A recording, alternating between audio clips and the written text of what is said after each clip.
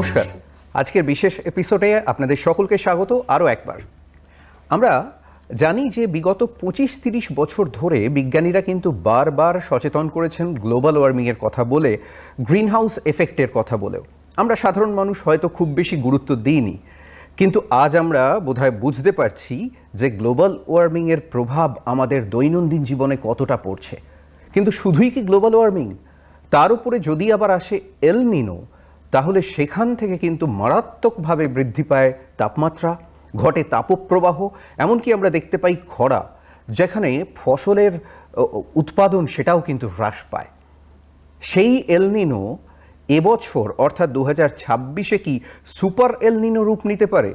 যদি তা নেয়, তাহলে আমাদের কিভাবে সতর্ক থাকতে হবে, এই অত্যন্ত গুরুত্বপূর্ণ বিষয় নিয়ে আজকে দূরদর্শনের এই অনুষ্ঠানে আপনাদের সকলকে আরও একবার স্বাগত। এবং আমাদের ভালো লাগছে যে আমাদের মধ্যে আজকে বিশেষজ্ঞ হিসেবে রয়েছেন ডক্টর রামকৃষ্ণ দত্ত, বিশিষ্ট আবহাওয়াবিদ এবং অতিথি অধ্যাপক JIS ইউনিভার্সিটি। স্যার, আপনাকে স্বাগত আমাদের স্টুডিওয়ে। স্যার, যে বিষয় নিয়ে কথা বলছিলাম, যে এল নিনো, এখন আমরা দেখেছি যে 1877-78 সালে সেই সময় এল নিনোতে পৃথিবীর প্রায় 4% মানুষ মারা গিয়েছিলেন। কি ভয়ঙ্কর! সারা পৃথিবীর প্রায় 4% মানুষ মারা যান এবং তাপপ্রবাহ, খরা ইত্যাদি তো ঘটেই। কিন্তু এইখানে স্যার একটু জানতে চাইব যে আমাদের সাধারণ মানুষের বোঝার মতো করে যদি একটু বলে দেন যে আমরা সুপার এল নিনো বলতে ঠিক কি বুঝবো? সুপার এল নিনো বলবার আগে আমি একটু বলে নিচ্ছি যে এল নিনোটা কি, যেটা আপনি প্রথমেই শুরু করেছেন। এল নিনো ঘটনাটা ঘটে হচ্ছে যে সমুদ্রতলের তাপমাত্রা বেড়ে যাওয়া। কিন্তু যেটা আপনি বললেন যে ওই 1877 মানে প্রায় 150 বছর আগে, তো ওই সময় তো সমুদ্রের জলের তাপমাত্রা কমন লোক তো বুঝতে পারেননি, কিন্তু ওরা দেখেছেন, মানে ওরা বলতে আমি বলতে চাচ্ছি যে দক্ষিণ আমেরিকার পেরু অঞ্চল, মানে ইস্ট প্যাসিফিক, এই রকম জায়গায় যে ওদের যে মানে পেরু যে জায়গাটা, তার সমুদ্র সন্নিকটে যে সমুদ্র রয়েছে, সেইখানকার জলের তাপমাত্রা বেড়ে যাওয়ার ফলে ওরা কিন্তু তাপমাত্রা মাপেনি, দেখছে যে সমুদ্র সমতলে নানা রকম প্রোটিন সমৃদ্ধ সমুদ্রের তলায় যে সমস্ত থাকে সেইগুলো ভেসে ভেসে উঠছে। কেননা ওই মৎস্যজীবীরা তো বুঝতে পারছেন যে এইগুলো সারফেসের কোথাও নেই, তাহলে আসছে কোথা থেকে? ওই সমুদ্রের তলা থেকেই আসছে। তাহলে এইটার থেকেই ওরা বুঝতে পারলো যে এখানে একটা অন্যরকম কিছু ঘটছে। আর এটা প্রত্যেক বছরই ওই 25শে ডিসেম্বরের আশেপাশেই ঘটে। আর যেহেতু কিছু নিউট্রিয়েন্ট ওরা পেয়ে যাচ্ছে ফ্রিতে, চাষ করতে হচ্ছে না, সমুদ্র থেকে মাছের মতন তুললেই হয়ে যাচ্ছে, সেই জন্য ওরা এটাকে এনজয় করতো। এর জন্য নাম দিয়েছে ক্রাইস্ট চাইল্ড। যেহেতু খ্রিস্টের জন্মের ওই কাছাকাছি হচ্ছে, ক্রাইস্ট চাইল্ড বলে নাম দেওয়া হয়েছে। তো এটা হচ্ছে একটা সামুদ্রিক প্রোটিন ওরা পেয়ে যাচ্ছে ফ্রিতে। কিন্তু অন্য সাইডে যেটা হতো যে বেশিরভাগ জায়গাতেই, চাষের জায়গাতে যেটা আপনি বললেন যে খরা, কোথাও বেশি বন্যা, এইরকম টাইপের অ্যাবনর্মাল ওয়েদার সিস্টেম তৈরি হয়ে যাচ্ছে। তো যাই হোক, এখান থেকেই ওই এল নিনো ব্যাপারটা আসলো। তারপরে ধরুন বৈজ্ঞানিকরা এই ব্যাপারে নজর দেওয়া শুরু করলেন। তো শুধু সেটা 1877 না, আরও অনেক আগেও ঘটেছে, সেটা আমি পরে বলছি। এটা হচ্ছে দেখা গেছে যে ওই সি সারফেস টেম্পারেচারের জন্য বাড়ছে, এই ব্যাপারটায় প্রথম আলোকপাত করেন হচ্ছেন গিলবার্ট ওয়াকার। তো উনি যেটা নিয়ে কাজ করতে গিয়েছিলেন সেটা ওই সমুদ্র সারফেসের তাপমাত্রা, এগুলো তো আছেই, কিন্তু তার থেকেও আমি আরেকটু বলে নিই যে এল নিনো ফেনোমেনাটা তখন কিভাবে ওনারা ডিফাইন করলেন। সমুদ্রতলের তাপমাত্রা যদি 0.5 নর্মালের থেকে, ধরুন কোনো জায়গায়, সব জায়গায় তো সমুদ্র সমতলের তাপমাত্রা সমান থাকে না, যেমন আমাদের ইকুয়েটোরিয়াল যেখানটায় আছে কলকাতার থেকে ওই যদি আরেকটু এগিয়ে যায় চেন্নাইয়ের উপকূলে, ওখানে 25-এর কাছাকাছি সবসময়ই থাকে। সুতরাং এই 25-এর থেকে যদি 25.5 হয়, তখনই বলবে এল নিনো শুরু হওয়ার একটা লক্ষণ দেখা যাচ্ছে। তো এই রকমভাবেই ওই টেম্পারেচারের উপর ডিফাইশন করে ওনারা এল নিনোকে বলেছেন যে যদি সমুদ্র সমতলের তাপমাত্রা 1-এর থেকে 1.5 বেশি হয় নর্মালের থেকে, তখন তাকে বলবো নর্মাল এল নিনো। কিন্তু যদি কখনো কখনো 2 ডিগ্রি সেলসিয়াস বেড়ে যায়, তখন তাকে বলবো সুপার এল নিনো। তো সুতরাং এই এফেক্টের উপরেই, তাপমাত্রার এফেক্টের উপরেই নানা কিছু ঘটছে। মানে তাপমাত্রা কতটা বৃদ্ধি পাচ্ছে তার উপর নির্ভর করে এল নিনো এবং সুপার এল নিনো এই নমেনক্লেচারটা করা হয়েছে, তাই তো আমরা বলতে পারি। আমরা দেখেছি যে ওয়ার্ল্ড মেটিওরোলজিক্যাল অর্গানাইজেশনের হিসেব অনুযায়ী গত ৪৪ বছরে পৃথিবী ৩বার সুপার এলনিনো প্রত্যক্ষ করেছে। হ্যাঁ, ঘটেছে 1982-83-তে, 1997-98 এবং 2015-16। আমি এই জায়গা থেকে একটু স্যারকে জানতে চাইব যে কিছু কিছু বছরে আমরা দেখতে পাচ্ছি যে সুপার এলনিনো ঘটছে, কিন্তু সব বছরে যে ঘটছে তা কিন্তু নয়। তো এরকম কিছু কিছু বছরে ঘটার মূল কারণটা কি? হ্যাঁ, সেটা বৈজ্ঞানিকরা স্টাডি করে দেখেছেন যে এর পিরিয়ডিসিটি 3 থেকে 7 বছর। সাধারণত আমরা কি দেখি পিরিয়ডিক ফেনোমেনা বলতে যে ধরুন এই অমাবস্যা পূর্ণিমা এই 14 দিন বাদে বাদে একটা ফিক্সড ঘটনা, এটা কিন্তু ভ্যারি করে না। কিন্তু এই সুপার এলনিনোর যে ঘটনা সেটা কখনো 3 বছর বাদে হচ্ছে, কখনো 7 বছর বাদে হচ্ছে, এইরকম একটা ডিফারেন্ট পিরিয়ডে চেঞ্জ হচ্ছে, যে কারণে এটার উপরে বিশেষভাবে আলোকপাত করা সম্ভব হচ্ছে না যে আরও তথ্য সংগ্রহ কিভাবে করা যায়। এর মেইন কারণ হচ্ছে আমরা তো মহাকাশে অনেক দূর উঠে গেছি, কিন্তু সমুদ্রের নিচে আমরা কিন্তু বেশি দূর যেতে পারিনি। মাত্র 8-10 কিলোমিটার, আমাদের দেশে সেই ক্যাপাসিটিও এখনো পর্যন্ত আসেনি যে 8-10 কিলোমিটার নিচে গিয়ে স্টাডি করবার। আর সেটা শুধু একটা জায়গায় স্টাডি করলে হবে না, অনেক জায়গাতে করতে হবে, যেটা আবহাওয়ার ক্ষেত্রে করা হয় যে অন্তত 50,000 অবজারভেটরি আছে। আর সেই ক্ষেত্রে ইন্ডিয়াতে জলের তলার স্টাডি করবার বোধহয় অকেশনালি করা হয় প্রজেক্ট ওয়াইজ, আর সেটাও কিন্তু বেশি দূর না। আমি সাগরকান্ডা প্রজেক্টেও গিয়েছিলাম, ওখানে সমুদ্র তলদেশের অনেক কিছুই মাপা হয়, সেটা ওই 4 কিলোমিটার ফর্মালিটিস অনুযায়ী আমরা পারতাম। তাও একটা বাইরের দেশের যন্ত্র এনে ওই 4 কিলোমিটার পর্যন্ত ইনস্ট্রুমেন্ট নামিয়ে দিয়ে ভার্টিক্যালি আমরা স্টাডি করেছি। সুতরাং সেটা রেগুলার বেসিসে না, ওয়েদার প্রেডিকশানের জন্য যেমন রেগুলার বেসিসে স্টাডি করা সম্ভব হয়েছে, সেটা সম্ভব হয়নি দেখে বিশেষভাবে এখনো পর্যন্ত এলনিনো সম্বন্ধে বলা যাচ্ছে না। আচ্ছা, কিন্তু আশা করা যায় যে গবেষণা অনেকটাই এগোবে এবং নিয়ার ফিউচার আমরা কিন্তু সেটা দেখতে পাবো। ঠিক তাই, কিন্তু 2026-27-এ আমরা দেখেছি যে সুপার বা মেগা এলনিনোর সম্ভাবনা রয়েছে কিন্তু, এবং আমাদের দেশেই বৃষ্টিপাতের সম্ভাবনা 50% কমতে পারে, এবং আমাদের দেশের বিভিন্ন জায়গায় খরা ঘটার বা খরা দেখতে পাওয়ার সম্ভাবনা কিন্তু 60% রয়েছে। এই জায়গা থেকে আমি স্যারকে একটু জিজ্ঞেস করবো যে আপনি প্রথমেই বলছিলেন যে সমুদ্রের তাপমাত্রা বৃদ্ধির সঙ্গে একটা সম্পর্ক রয়েছে এই আমাদের সুপার এলনিনো বা এলনিনোর, কিন্তু সমুদ্রের তাপমাত্রা বৃদ্ধি পায় মূলত কোন কারণে? এবং আরেকটা প্রশ্ন এই সঙ্গেই রাখি, যেহেতু বলা হয় যে দূষণ বাড়লে সেটা কিন্তু গ্রিনহাউস এফেক্ট অনেক ক্ষেত্রেই করে বা গ্লোবাল ওয়ার্মিং করে, তো এই দূষণের সঙ্গে কি পার্টিকুলারলি সমুদ্রের তাপমাত্রা বৃদ্ধির কোনো মানে ডিরেক্টলি কোনো সম্পর্ক রয়েছে? হ্যাঁ, আমি প্রথম কোশ্চেনের অ্যান্সারে আসছি যে সমুদ্র সমতলের বা সমুদ্রের জলের তাপমাত্রা বাড়বার কারণ কি। সেটা হচ্ছে যেহেতু আমরা জানি যে আমাদের এই সৌরমণ্ডলে সমস্ত তাপ আমরা সূর্যের থেকেই পাই, সুতরাং সেটা তো একটা আছেই যে সূর্যের থেকে নানা রকম ভাবে তাপ আমাদের পৃথিবীতে এসে পড়ছে, তাপমাত্রা বাড়ছে বা অন্তত তাপ পাচ্ছি, বাড়ছে হচ্ছে সেটা অন্য ঘটনা, যে ব্যালেন্সের থেকে বেশি হয়ে গেলেই তখন আমরা বাড়ছে বলি। তো এক্ষেত্রে ব্যালেন্সের থেকে বেশি হচ্ছে, কিন্তু সূর্যের থেকে আমরা তাপ পাচ্ছি, এই একটা সোর্স। আর একটা হচ্ছে পৃথিবীর অভ্যন্তরেও কিন্তু তাপ আছে, যেহেতু এটা সোলার সিস্টেমের অঙ্গ। যখন সৃষ্টিকালে পৃথিবী যখন তৈরি হয় তখন কিন্তু সূর্যের থেকেই একটা পার্ট বেরিয়ে এসেছিল। সুতরাং সেক্ষেত্রে ওই ঠান্ডা হতে হতে আমরা বলি না পৃথিবীর বয়স প্রায় 5 লক্ষ বছর। তো এই 5 লক্ষ বছর লেগেছে ঠান্ডা হতে, 5 লক্ষ বছর না, 5 লক্ষ থেকে 50 বাদ দিলে পরে 4.5 লক্ষ যেটা হয়, 50,000 বছর লেগেছে ঠান্ডা হতে। তো সুতরাং সেই ঠান্ডা হয়ে কিন্তু কোরটা ঠান্ডা হয়নি, পৃথিবীর কোরটা। সুতরাং সেখানে এখনো পর্যন্ত 6,000 ডিগ্রি সেলসিয়াস টেম্পারেচার। এইবারে ওই পৃথিবীর ডায়ামিটার যদি ওই 8,000-7,000 কিলোমিটার ধরি, সেটা ওপরের স্তরে আসতে গিয়ে ধীরে ধীরে ঠান্ডা হচ্ছে ঠিকই, কিন্তু 100 কিলোমিটার নিচে গেলেও তাপমাত্রা অন্তত 2,000 ডিগ্রি সেলসিয়াস। আচ্ছা, সুতরাং ওই তাপমাত্রা কখনো কখনো বেরিয়ে আসতে পারে। কিভাবে বেশি বেরিয়ে আসে? যেমন আগ্নেয়গিরি, আমাদের এখানে আমরা আগ্নেয়গিরি বলতে সাধারণত টিভিতে যেগুলো দেখি বৈজ্ঞানিকরা যেটা বলে টেকটনিক, সেই আর্থকোয়েকেরও অনেক রকম বিভেদ আছে, প্রকারান্তর আছে। একটা হচ্ছে টেকটনিক আর্থকোয়েক, যেটা হয়তো 30-40 কিলোমিটারের মধ্যেই কোনো প্লেটের সংঘর্ষ হয়ে হচ্ছে, কিন্তু তারও নিচে যে বললাম যে 100 কিলোমিটার নিচে তাপমাত্রা হচ্ছে 2000 ডিগ্রি, বা আরেকটু নিচে গেলে তাপমাত্রা 3000 ডিগ্রি। তো সুতরাং ওই 3000 ডিগ্রি সেলসিয়াস তাপমাত্রায় যে কোনো কিছুই কিন্তু গলিত অবস্থায় থাকবে।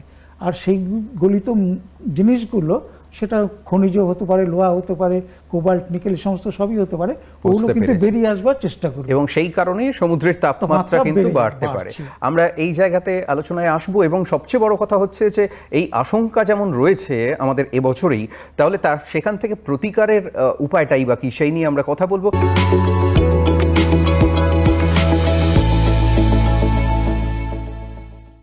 আবার আমরা ফিরে এলাম আমাদের আলোচনায়। আমাদের সঙ্গে রয়েছেন ডক্টর রামকৃষ্ণ দত্ত। স্যার, যে বিষয় নিয়ে কথা বলছিলাম আমরা, যে সমুদ্রের তাপমাত্রা কিভাবে বৃদ্ধি পায় সেটা আপনি বললেন, কিন্তু দূষণের সঙ্গে তার সম্পর্ক সরাসরি কতটা?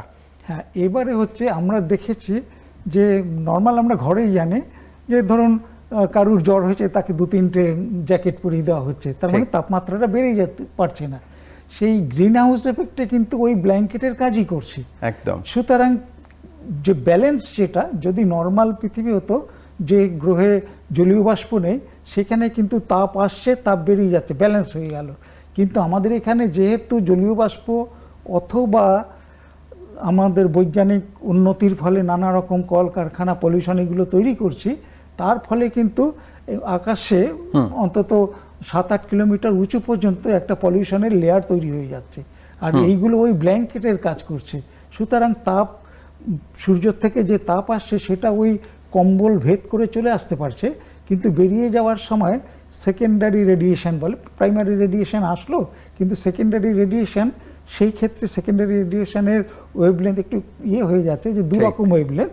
সূর্যের থেকে যে ওয়েভলেন্থের তাপমাত্রা আসছে, পৃথিবীর থেকে রিরেডিয়েট করে যে তাপমাত্রা বাইরে যাচ্ছে, তার ওয়েভলেন্থ আলাদা, সেটা কিন্তু বাইরে যেতে পারছে না, তার ফলে বেরোতে পারছে না। মানে গ্রিনহাউস গ্যাসগুলো একটা থার্মাল জ্যাকেটের মতো যেন আমাদের বায়ুমণ্ডলে রয়েছে, তাই তো? হ্যাঁ, সুতরাং এবং ক্রমশ তার ফলে তাপমাত্রাটা বেড়ে যাচ্ছে, মানে ব্যালেন্স থাকছে না একদম। সুতরাং যখনই তাপমাত্রা বেড়ে যাচ্ছে, এটা কিন্তু অ্যালার্মিং। সেটা আপনি যে কোনো ইঞ্জিনেই দেখবেন, ওরা দেখে যে ব্যালেন্স পজিশনটা আসছে কিনা। ঠিক সেই ব্যালেন্স পজিশনটা যতক্ষণ না আসবে, ইঞ্জিন মানে ডিস্ট্রাকটিভ। এই কারণে এইখানেও এটা ডিস্ট্রাকটিভ। আচ্ছা, এটা আমরা খুব পরিষ্কারভাবে বুঝতে পারলাম যে গ্রিনহাউস গ্যাস কিন্তু সমুদ্রের তাপমাত্রাও বাড়াচ্ছে, এবং যেটা সুপার এলনিনো বা এলনিনোর জন্য দায়ী। আমরা জানি যে এবছর জুলাই আগস্ট মাস পর্যন্ত কিন্তু সম্ভাবনা রয়েছে এলনিনো আসার, এবং যার প্রভাবে তাপমাত্রা তো অনেকটা বাড়বেই। ভারতবর্ষের ক্ষেত্রে বলা হচ্ছে যে উত্তর, মধ্য এবং পশ্চিম ভারতে এর প্রভাব পড়ার সম্ভাবনা অনেক বেশি, এবং কলকাতায় বা আমাদের রাজ্যের বেশ কিছু জায়গায় সেখানে কিন্তু উষ্ণতা, তাপমাত্রা 50 ডিগ্রি সেন্টিগ্রেড পর্যন্ত পৌঁছতে পারে, এমনটাই সতর্ক করছেন আবহাওয়াবিদরা। আমি এই জায়গায় স্যারের কাছে একটু জানতে চাইবো, স্যার, আপনি বলছিলেন যে সমুদ্রের জলের তাপমাত্রা কি করে বৃদ্ধি পায়, আমরা বুঝলাম, কিন্তু এই সমুদ্রের জলের তাপমাত্রা বাড়লে তার প্রভাবটা বায়ুমণ্ডলে সামগ্রিকভাবে কিভাবে পড়ছে, যেটা এলনিনো ঘটাচ্ছে? এটা খুবই তাৎপর্যপূর্ণ প্রসঙ্গ, যে আমরা এটা একেবারে বিজ্ঞানের সাথেই ওতপ্রোতভাবে জড়িত। সব জায়গাতেই প্রেশার, টেম্পারেচার আর হিউমিডিটি, এই তিনটে কিন্তু খুবই ক্রিটিক্যাল জিনিস। আর আরও মজার ব্যাপার হলো, আমরা প্রেশার বাড়লে সাধারণত ইঞ্জিনগুলো যেটা হয়, নর্মাল আমরা ইঞ্জিন বলতে যা বুঝি, যে প্রেশার বাড়িয়ে তার গতিবিধি বা অ্যাক্টিভিটি বাড়ানো হয়। এক্ষেত্রে কিন্তু প্রেশার কমলে পরে ওয়েদারের অ্যাক্টিভিটিগুলো বাড়ে। আমরা বলি না যে নিম্নচাপ অঞ্চল, ঠিক তার মানে প্রেশার কমলেই এর অ্যাক্টিভিটি বাড়ছে। এই যে বললাম যে হিট বাড়লে পরে ওপেন জায়গাতে ওখানকার জল বাষ্পীভূত হয়ে ওপরের দিকে উঠবে, সেক্ষেত্রে জলীয় বাষ্পর পরিমাণ বাড়বে, আর জলীয় বাষ্পর পরিমাণ বাড়লে পরে ওইখানকার প্রেশার কমে যায়, আর যত প্রেশার কমবে এভাপোরেশন আরও বাড়তে থাকবে। তার মানে একটা সাইক্লিক পদ্ধতি তৈরি হয়ে গেল। তাপমাত্রার জন্য জলীয় বাষ্প তৈরি হলো, জলীয় বাষ্পর জন্য প্রেশার কমে গেল, আর প্রেশার কমে গেলে আবার বাষ্পায়নের সুবিধা করে দিল। এই যে একটা সিস্টেম বা ইঞ্জিন তৈরি হয়ে গেল লো প্রেশারে, এটাই হচ্ছে ওয়েদারের উপর ইম্প্যাক্ট শুরু করলো।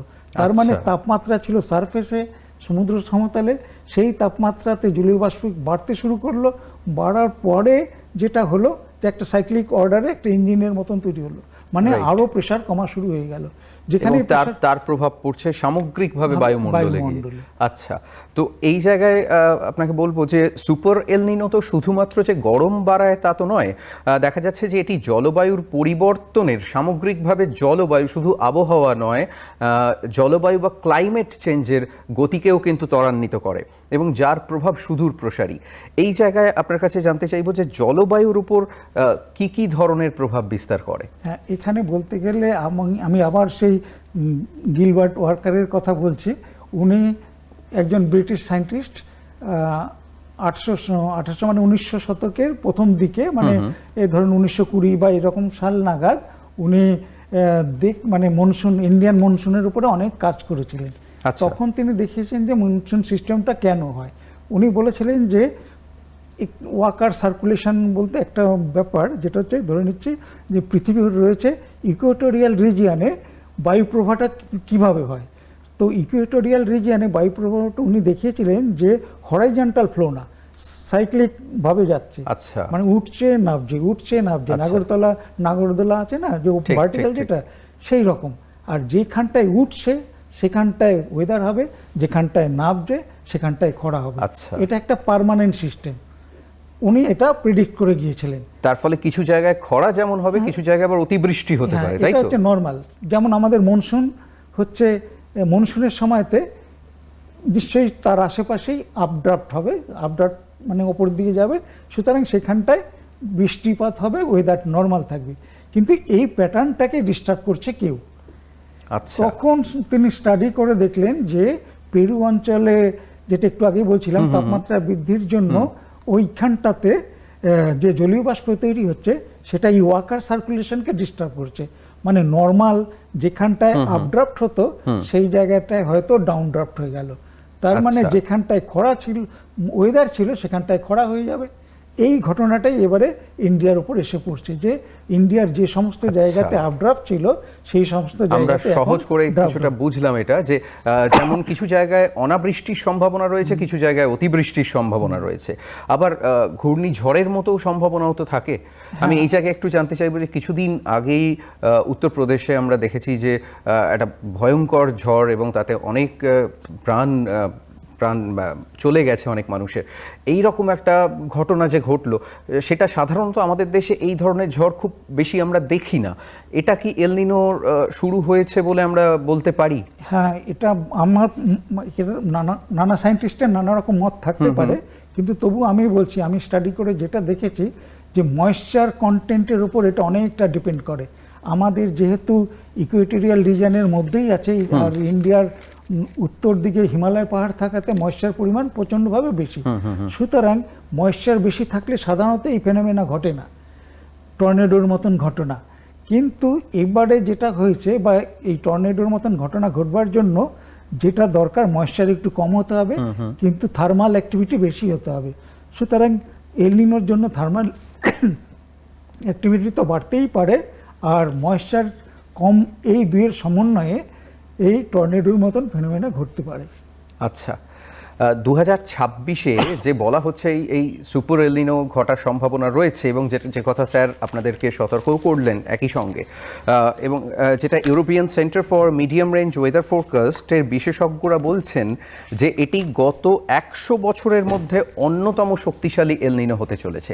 এই জায়গায় স্যার আমি অনুষ্ঠানের শেষের দিকে চলে এসেছি, একদম শেষ প্রশ্ন আপনার কাছে রাখবো যে এল নিনো বা সুপার এল নিনো ঘটলে যেমন খরা হবে, তার ফলে যেটা স্বাভাবিকভাবেই বৃষ্টিপাত অত্যন্ত কম হবে, এবং বৃষ্টিপাত 70% যদি না হয় তাহলে কৃষিকাজ এবং এমনকি জলাধারগুলো ভর্তি করাও সম্ভব হবে না। তাহলে একই সঙ্গে যেমন ফলন কম হবে, বিভিন্ন খাদ্যদ্রব্যের দাম বাড়তে পারে, তেমন কিন্তু আবার জলাধারকে যেহেতু ভর্তি করা যাবে না, তার ফলে জলবিদ্যুৎ প্রকল্পের ওপরেও একটা চাপ পড়বে, বিদ্যুতের ঘাটতিও ঘটতে পারে। এই জায়গায় আমরা কিভাবে সতর্ক থাকব, এবং এর থেকে কি কোনো প্রতিকার বা প্রতিরোধের উপায় নেই? এই জায়গাটা বলে যদি আপনি আমাদেরকে একটু আশ্বস্ত করেন। একটা হচ্ছে, যেটা মানে যেহেতু প্রথম দিকে যেটা বলা হলো যে সুপার এল নিনো বা মেগা এল নিনোর দিকে যাবে কেন 100 বছরের মধ্যে, গত 150 বছরের মধ্যে এটাই নাকি হাইয়েস্ট হতে চলছে। তার কারণ হিসাবে যেটা আমি বলতে পারি, যে একটা হচ্ছে সূর্যের থেকে আলো আমরা বা তাপমাত্রা কিন্তু কনস্ট্যান্ট পাই না, ভ্যারি করে। সেটা ভ্যারি করে, তার প্রুফ হচ্ছে সানস্পট, মানে সূর্যের কলঙ্ক যেগুলো আমরা বলি। আচ্ছা, সেই যে সময়তে সূর্যের কলঙ্ক হয় তখন কম তাপ আসে। এইবারে যেটা হয়েছে যে সূর্যের কলঙ্ক থাকলে পরে কম তাপ আসে, কলঙ্ক যদি না থাকে বেশি তাপ আসবে। তো এর একটা পিরিয়ডিসিটি আছে 11 বছর। আচ্ছা, 11 বছর বাদে বাদে এই ঘটনাগুলো বাড়ে, মানে সূর্যের কলঙ্ক নামক জিনিসটা সূর্যের থেকে কম তাপ আসে। আচ্ছা, কিন্তু এই মানে 2026 সেই সম্ভাবনা নেই। সোলার যে ফ্লেয়ার সেটা বাড়তেই থাকবে, মানে সানস্পট হবে না। সানস্পট না হলেই প্রচণ্ড পরিমাণে তাপ আসতে থাকবে। এটা হচ্ছে একটা কারণ, যে আচ্ছা। অন্যান্যবার যে তাপ আসে এই বছরে তার থেকে বেশি আসার কথা। বুঝতে পারছি। কিন্তু তাহলে আমাদের তো সামগ্রিকভাবে একটা ফিনান্সিয়াল ইম্প্যাক্টও পড়বে গোটা সোসাইটিতে। সেই জায়গায় একটু প্রশ্ন, যে তাহলে প্রতিকার বা প্রতিরোধের উপায়টা কি? এই যেটা একটু আগেই বলছিলাম যে হিট ব্যালেন্স, সেই ব্যালেন্সের দিকে যেতে গেলে, যেমন আমরা বললি যে সায়েন্টিফিক ল্যাঙ্গুয়েজে ওশান অ্যাটমসফিয়ারিক কাপলিং, এই ব্যাপারটা যে একটার থেকে তাপ আরেকটাতে যাচ্ছে। তো ওশানের তাপের ওপরে তো আমাদের কিছু কন্ট্রোল নেই, কেননা যে তাপ আসছে একটা হচ্ছে সূর্যের থেকে আসছে, আর একটা হচ্ছে পৃথিবীর ইন্টারনাল ব্যাপার। তাহলে বাকি থাকলো কোনটা? গ্রিন হাউস টাইপের ব্যাপারটা। ঠিক। সুতরাং গ্রিন হাউসটাকে যদি আমরা মেনটেন করতে পারি, যে তাপ আসছে বা সূর্যের তাপ সমুদ্র জলের তাপমাত্রা বাড়ছে, সেটাকে যদি আবার ফিরিয়ে দিতে পারি তাহলে প্রবলেম নেই। সুতরাং গ্রিন হাউসটা, এটা খুব সুন্দরভাবে বললেন। একদম শেষে স্যার যেটা আমাদেরকে বোঝালেন, যে গ্রিন হাউস এফেক্ট কিন্তু আমরাই তৈরি করেছি এবং আমাদেরকেই কমাতে হবে। তাই এইটা ব্যাপারে যেন আমরা সতর্ক থাকি, এবং আমরা নিশ্চয়ই চাইবো যে আমাদের নিজেদের ভবিষ্যৎ, নিজেদের বর্তমান সবটাই অত্যন্ত ভালো থাকুক। তাই আমাদের নিজেদের ভালোর জন্যই আমরা কিন্তু পরিবেশ দূষণ কমাবো, এইটুকু নিজেদের ওপর আশা রেখে, ভরসা রেখে আজকের মতো অনুষ্ঠান শেষ করছি। অনুষ্ঠানের সঙ্গে থাকবার জন্য অসংখ্য ধন্যবাদ। নমস্কার।